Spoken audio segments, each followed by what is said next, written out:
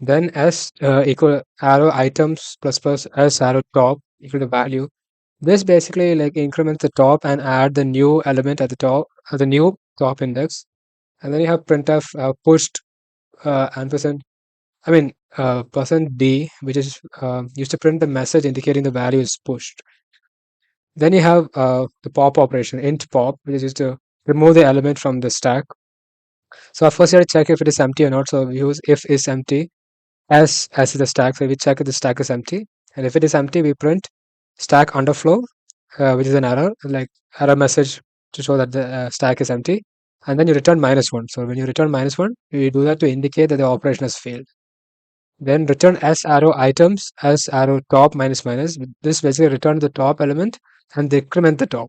Okay, and then int top. So this is the top operation of peek, which is basically used to get the print of the top element of the stack, whichever element is on the top of the stack. So we have to check if it is empty. So if is empty is s, which basically checks if the stack s is empty. We have to print stack is empty, and then we have to return -1. Return -1 to indicate that the stack is empty, and then return s arrow items, s arrow top. This returns like the top element without modifying the stack. Then obviously we go to int main. We have to declare the stack variable of type struct stack, and then we have to initialize the stack by create stack ampersand s, and we have to setting the top to -1. Now push ampersand s 10. This basically means that in the stack s we're going to be pushing the element 10 onto the stack. Then push ampersand s 20 means you're pushing 20 to the stack, then 30 to the stack. Then we're printing top element percentage d top ampersand s. Basically, this displays the current top element. And then printf pop percentage d pop and at percent basically pops the top element and prints it. And then we do the same thing again to pop the element. And then finally we return 0, which is basically indicates that the execution was successful. Then we go on to the using implementing stack but using linked list. Almost the same thing except that we use stdlib.h as well in the library for dynamic memory allocation. And then we have struct node. Obviously, we have to define the node structure for a linked list. Int data, which holds the data, is the value stored in the stack. Struct node struct node next, which is a pointer to the next node in the stack. Then we have struct node create stack, which is basically used to initialize the stack and create an empty stack. Then we return null, which is the stack which shows that the stack is initially empty, so we return null. Then int is empty. Basically, we use this to check if the stack is empty, and then if it is, we return top is equal to null. Top is equal to null is true if top is null, meaning the stack is empty. Then we have void push struct top int value, which is basically push operation again to add an element to the stack. Now for this, we have to dynamically allocate memory for the new node. So we obviously have struct node new node. Basically, this is the way we allocate memory dynamically for this new node. And after that, if new node, basically if memory allocation fails, then we have to print heap overflow, which prints is basically an error message. Then we return, which is basically exit the function, and then new node tends to data equal to value. This is used to assign the value to the new node, right? And then new node equal arrow next equal to top is used to point the new node to the current top. So whatever is at the top right now is going to point to that. And then top equal to new node, it updates the top to the new node. And then after that, we basically print push whichever value you pushed, and then you just print that message. And then we have pop. Again, for pop operation, we have to check if it is empty. And after that, depending if it is empty, then we print stack underflow and then return -1 to indicate that the operation has failed. Then struct node temp is equal to top. This basically temporarily it stores the current top, and int popped value equal to temp arrow data basically store the data from the top node. Now top is equal to top arrow next. This moves the top pointer to the next node in the stack, right? And then free temp is freeing the memory of the old top node. And then return pop value, we return the pop value basically.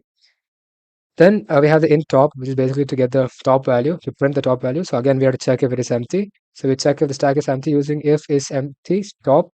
Now if it is empty, then we print stack is empty, and we return -1 to indicate the stack is empty. Then return top arrow data returns the data from the top node. Now once all of this is done, we go to the int main. And int main we initialize an empty stack. using struct node stack equal create stack. And then we basically, in the next few steps, we just push 10, 20, and 30 into the stack. Stack is the name of the stack that we have made. Pretty simple. Then we print top element. So we just, and we print top bracket stack. So we're printing the displaying the top current top value. And after that, we print popped and popped again twice, just to show that popped is in popped operation works. And then after once all of this is done, we just return 0 to indicate that this execution was successful. My name is Akshay, and I'm going to talk about the application of Stack. The first application is Tower of Hanoi. So, Tower of Hanoi is a classical puzzle with three rods, and the goal is to move the three disks from the source to the destination. And there are two constraints to it. We cannot move more than one disk at a time, and the second one is smaller and larger. So basically in this picture you can see how the three disks are arranged, and it's actually in the increasing order. So when you start the puzzle, it's actually given in the source rod, and it would be similar to the destination. And our goal is to basically move it to the destination so that the disks are arranged in this manner. So to change it, we actually use an auxiliary, or you could call it the temporary rod as well, to achieve this puzzle. And the second one is infix to postfix conversion. So we usually write expressions like a plus b star, like a plus b multiplied by c and all, and it's called infix notation. But computers, they actually perform a different format, and it's called postfix notation. And so basically, the example I gave you, which is a plus b star c, it would be actually changed to a b c stars plus. And why do we do it? It's because it's easier for computers. Postfix expressions can be evaluated directly using a stack, making it easier for computers to process. And how we do it? So first, we initialize a stack, and this will hold the operators, and then we scan the infix expression. So for the operand, we add it directly to the postfix expression, and for the operator, pop operator from the stack with higher or equal precedence, then push the current operator onto the stack.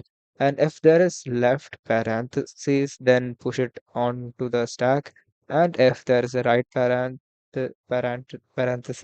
we do the pop operators until a left parenthesis is encountered. So in this, you can see a small example again. So in this, what we did was the first expression is called a plus b, and this expression is called infix. And what we do is we basically move it in such a way that it's easier for the computers to understand. So it finally becomes a plus b. And that's the end. I hope you enjoyed our lecture.